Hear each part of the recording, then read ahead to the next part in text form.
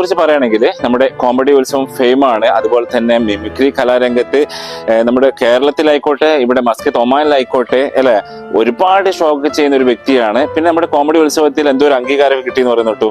Comedy ഉത്സവം Guinness world record ഒരു ഷോയുടെ ഭാഗമായിട്ട് സ്വീകരിക്കേണ്ടായി. ഓക്കെ, അപ്പൊ പ്രശാന്തിനെ കുറിച്ചിട്ട് പ്രശംസയോട് കൂടി ഒന്ന് പറയൂ, ആൾക്കാർ ഒന്ന് അറിയട്ടെ എന്താണ് എവിടെയാണെന്നൊക്കെ ഉള്ളത്. ഞാൻ നാട്ടില് വയനാടാണ്. യെസ്.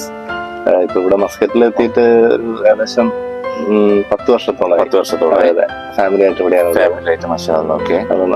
നാട്ടില് ഞാന് നാട്ടിലുണ്ടായിരുന്ന സമയത്ത് തന്നെ ഒത്തിരി വേദികൾ പങ്കിട്ടിട്ടുണ്ട്.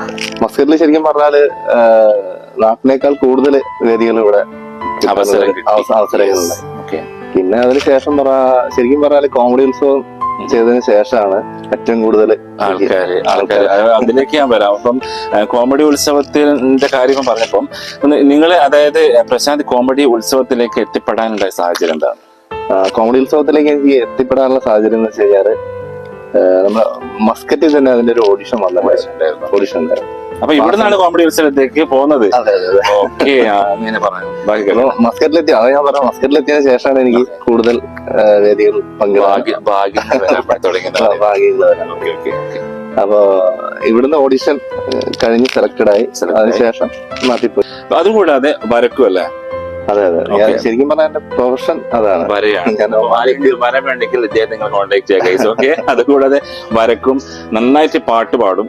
അപ്പം അതുകൂടാതെ വേറെ എന്തൊക്കെയുള്ള പാട്ടോട്? പിന്നെ ബീറ്റ് ബോക്സിംഗ്, അത് മിമിക്രിയുടെ ഭാഗം തന്നെയാണ്. അങ്ങനെ പറഞ്ഞു കഴിഞ്ഞാൽ ബീറ്റ് ബോക്സിംഗ് എന്ന് പറഞ്ഞു കഴിഞ്ഞാല് നമ്മള് അത് പാശ്ചാത്യ സംഗീത ഉപകരണങ്ങള്, അതിന്റെ ആ ഒരു ശബ്ദം നമ്മൾ അത് ഇപ്പൊ ഞാൻ അറിയുന്നത്.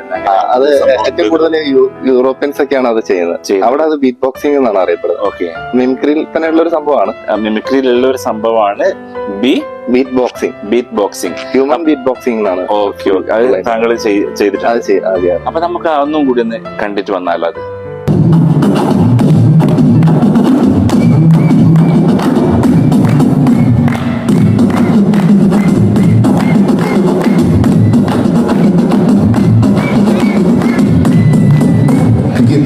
നമുക്കൊരു പഞ്ചാബി മ്യൂസിക്കിലേക്ക് പോകാം.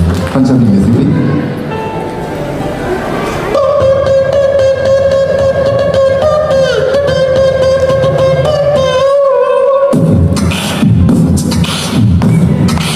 ഏറ്റവും കൂടുതൽ സപ്പോർട്ട് ചെയ്യുന്നത് ആരൊക്കെയാണ്?